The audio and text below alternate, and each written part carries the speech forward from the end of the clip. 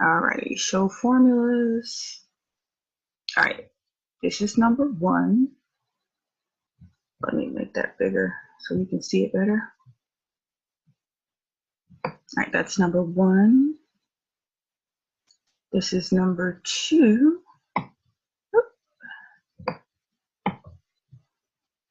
This is number 2. Number 3. Right here. The amount raised, the leftover tax paid.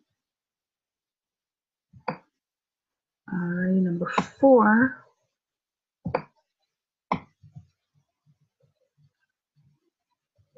Number 5.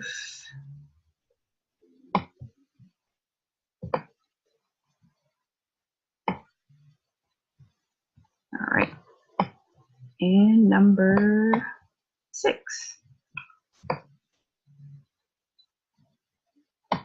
All right here with the monthly payment, the total payback.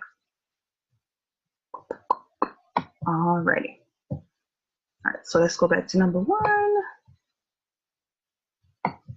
All right, so number 1 was about shopping in the store and using coupons and getting percentage off of each item. Here's my summary.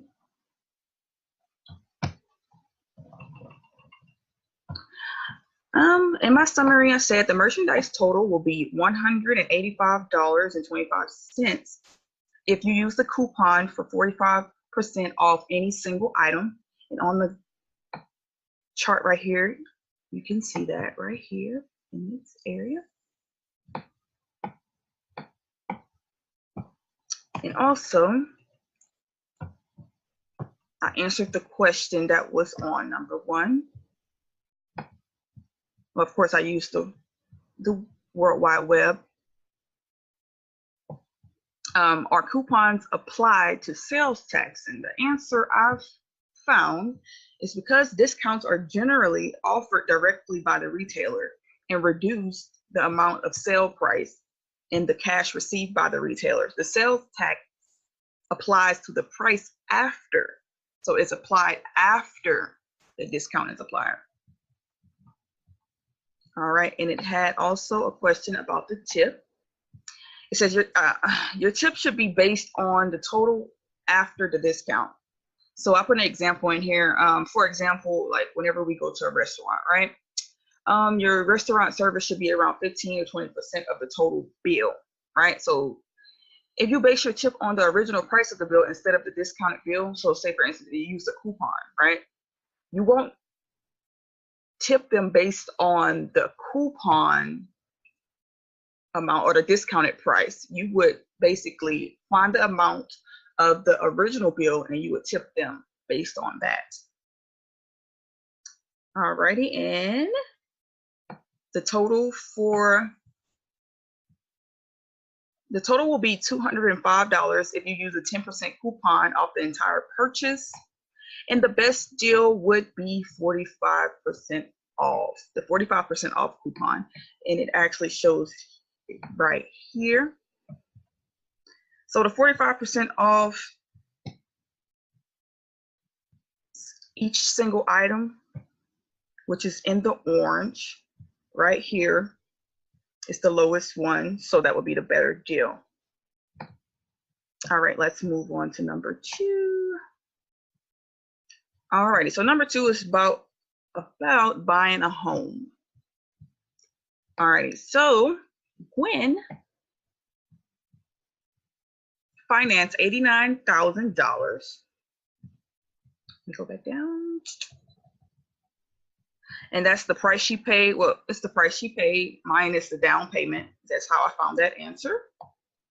The total she paid in all for the home is $142,440. That's the monthly payments times the number of months. The interest that she paid was $53,440. That was the total amount minus the amount financed. So what I did for an example, if she was to pay for the same house for the same amount, right? Just for 5 years, her interest would be lower as well as her total. So what I did was right here.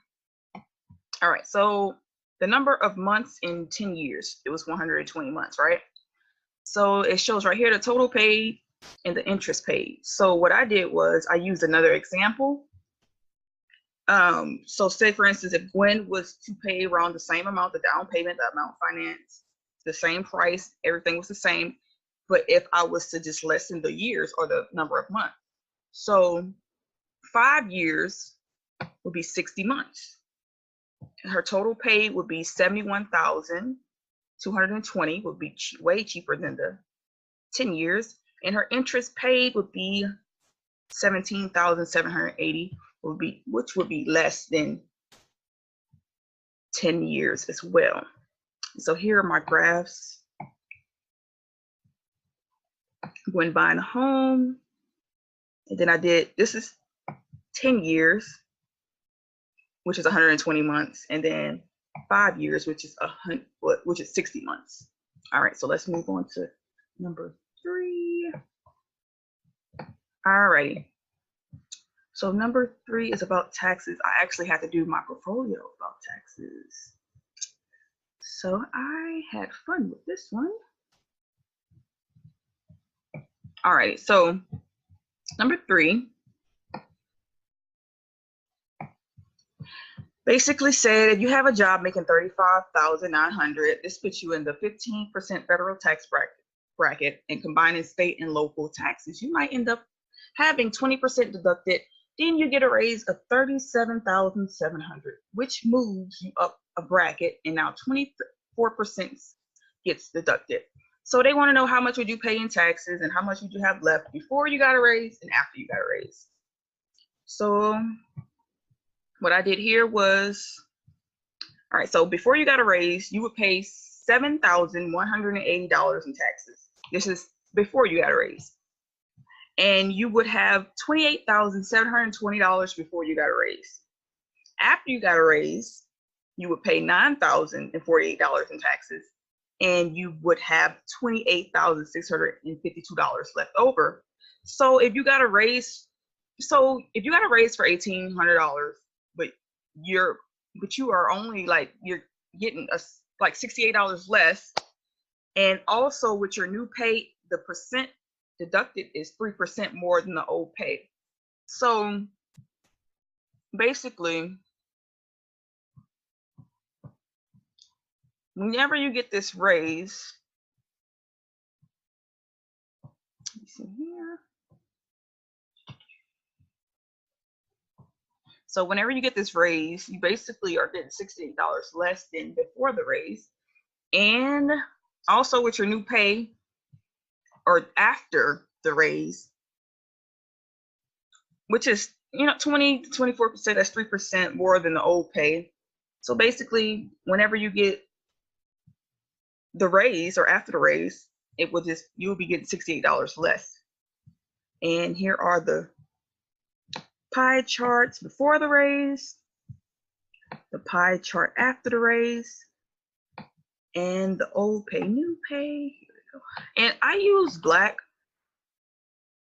charts because they're better to see, Miss Benzie. I hope you can actually see these better, because I mean it does better for my eyes. So I just use black charts. See, they're actually better to see instead of the white ones. You see how that one. So I hope you can actually, I hope you actually like the black charts better than the white ones. Alrighty, so let's move on to the next, to number 4. All right, so number 4 was about compounded interest and simple interest. And this one was just real simple. And I learned a new thing actually in this problem. All right, so it shows the number of years, the future value of 6%, with simple interest, and then the future value of 6%, compounded, and then the difference, right? The difference of how much you earn between the two accounts is more than what you earn in the simple interest alone. And you can see that from the chart. You can see this from this chart over here, and actually this chart over here as well. And after 30 years,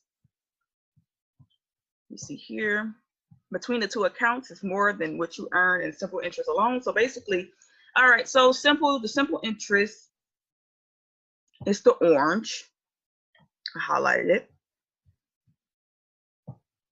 The compounded interest would be the gray. And the yellow will be the difference, right? So you see the difference is a little bit more than the actual simple interest. And actually, I learned something new about this, about the number E, right? So I actually went and did what you told me to do, Miss Amy, and I just went and found it on Google, like you did as well.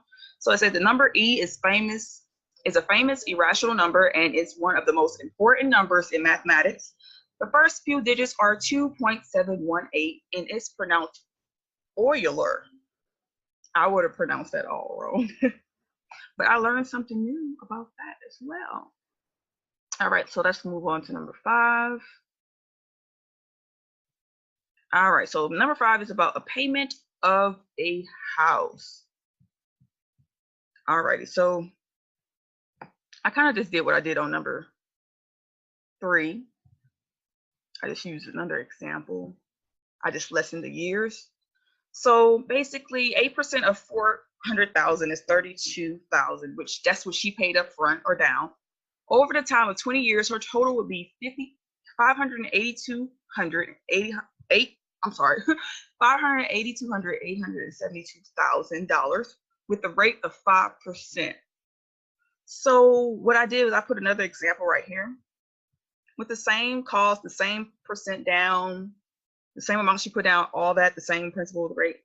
But what I did is I changed the years just to see if the payment would change, the total, and the interest. So of course, you know, the payment will be a little more. It looks like it'll be about $400 more, you know, and the total actually will be just a little cheaper. It'll be cheaper if you did it 15 years, and the interest would be cheaper as well. So it would just be less in interest in the total amount. So what I did was right here, the payment of the house, and then the price, and it shows you the total, the interest,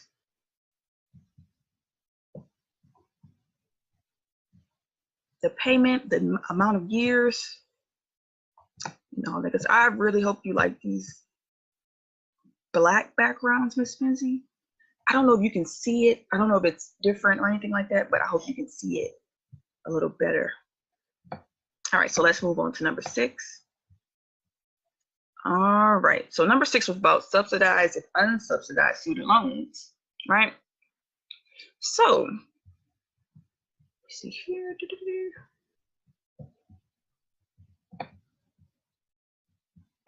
All right, so you acquire a $12,000 student loan at 3.5 interest, and you have to begin making payments 3 years later. Use the formula for monthly payments on a student loan. All right, so they want to know how much would your monthly payments be if the loan is subsidized, unsubsidized, and how much would you save per month by taking out a subsidized loan. So what I did was I just wrote my summary. All right, so on a $12,000 loan for 10 years, you would pay $89 for a subsidized loan, which is right here, right? 3 years with, you know, 10 years in total, and $89.10. The total payback would be $10,691, and that's for a subsidized loan. On a $12,000 loan for 10 years, you would pay $98 for an unsubsidized loan. So you would pay around $1,200 more with an unsubsidized loan. So you would probably want to get the subsidized loan. And what I did here, I did one in white, a chart in white, and then I did one in black. So right here, I just subbed and unsubsidized student loans. and I did the total payback amount chart with a black background. So basically it shows the subsidized loan being less than the subsidized loan being less than the unsubsidized loan. Let me see here. So the subsidized loan would be the one that you want. Alrighty.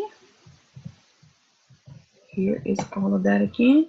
And Ms. Benzie, thank you so much for being the best teacher ever and showing me how to use Excel, because this is my first time ever using Excel in any classroom or ever using it, period. And I have gotten a hang of this. So thank you so much. Bye.